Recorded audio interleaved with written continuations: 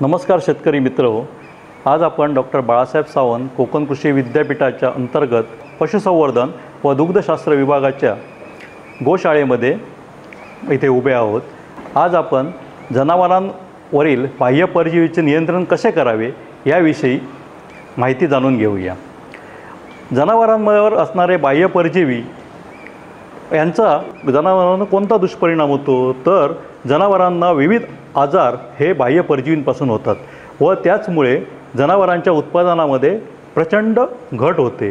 तोटा हा शेतकऱ्यांना भोगावा लागतो.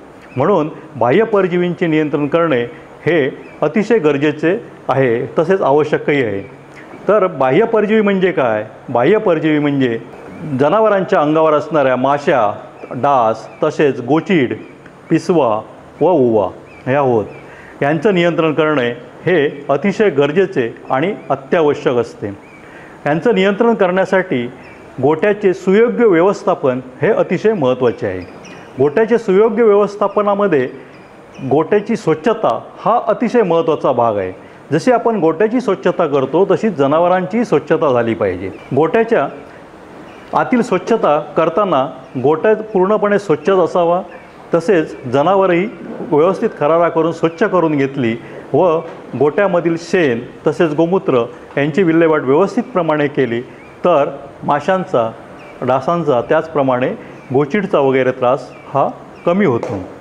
गोठ्याची स्वच्छता करताना गोठ्याच्या आजूबाजूचे नाले हे पूर्णपणे जर स्वच्छ राहिले व ते नाले आच्छादित असले तर डासांना अंडी घालायला मिळत नाहीत व त्यामुळे डासांचे प्रमाण हे कमी होते.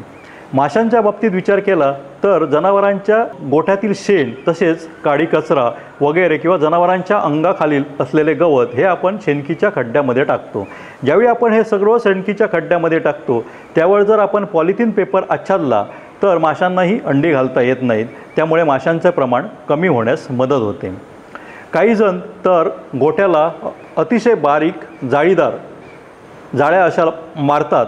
त्याच्यामुळे काय होतं की पूर्णपणे माशा किंवा कीटक हे गोठ्यामध्ये आत येऊ शकत नाहीत व जनावरांना त्याचा त्रास किंवा उपद्रव होत नाही. त्याचप्रमाणे सूर्यास्ताच्या वेळेस जर आपण गोठ्यामध्ये धुरी केली व त्याच्यामध्ये कडुनिंबाची पानं घातली तर त्याच्या वासाने त्या पूर्ण धुरामध्ये माशा व डास हे यांचं प्रमाण कमी होण्यास मदत होते.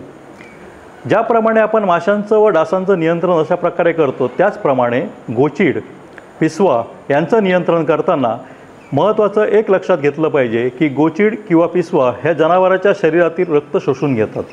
ज्यावेळी हे रक्त शोषून घेतात त्यामुळे पूर्णपणे रक्त शोषून घेतल्यानंतर त्या खाली पडतात व गव्हाणीच्या बाजूला असलेल्या भेगा तसेच गोठ्यातील भेगा व कडी कपारीत ह्या लपून बसतात व तिथे ते आपले अंडी घालतात. ज्यावेळी आपण गोचीड नियंत्रण किंवा पिसवांचं नियंत्रण म्हणतो त्याचबरोबर त्यांच्या अंड्यांचंही नियंत्रण करणे किंवा अंडी नष्ट करणे हा एक महत्त्वाचा भाग आहे. कारण त्यांचा जीवनक्रम हा तसाच असतो आणि तो जीवनक्रम मध्येच आपल्याला नाहीसा करावा लागतो. हा जीवनक्रम नाहीसा केला तर आपल्याला गोचीड किंवा पिसवांचं निर्मूलन करणे सोपं होतं. गोचीड पिसवांचं नियंत्रण करताना गोठ्याची स्वच्छता हा त्याच्यातला महत्त्वाचा भाग आहे. जर आपण गोठा आठवड्यातून एक वेळ पूर्णपणे स्वच्छ म्हणजे कडी कपारीतील घाण आपण केरसुनी किंवा कशाच्याही साह्याने पूर्ण काढून तो कचरा तसेच जनावरांच्या अंगाखालचं पडलेलं गवत असं पूर्ण स्वच्छ करून घेतलं व ते सर्व साहित्य आपण बाहेर नेऊन जाळलं तर त्यामध्ये गोचीडची व पिसवांची बरीचशी अंडी नष्ट होतात.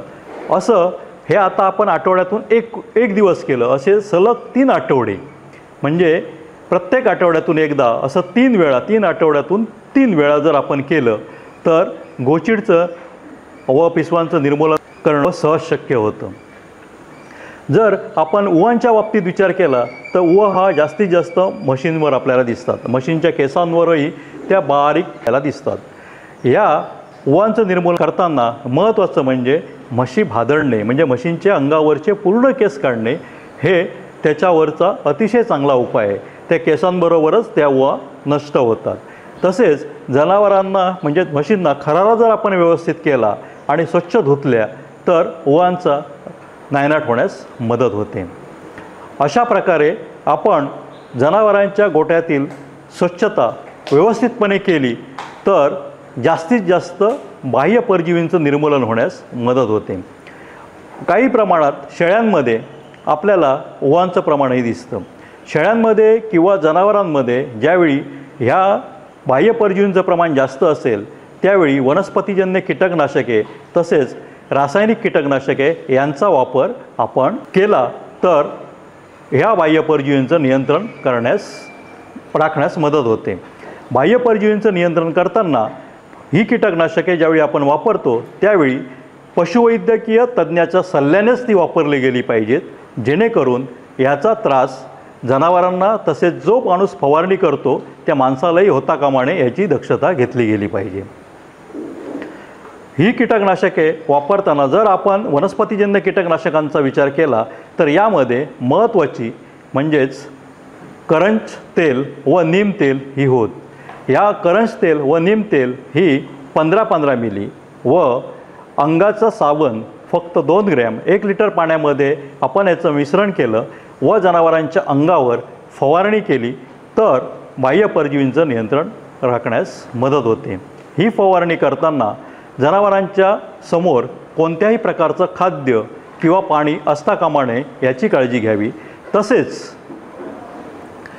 खाद्याची भांडी किंवा पाण्याची भांडी गोठ्यातही असता कामा नये याची काळजी घ्यावी.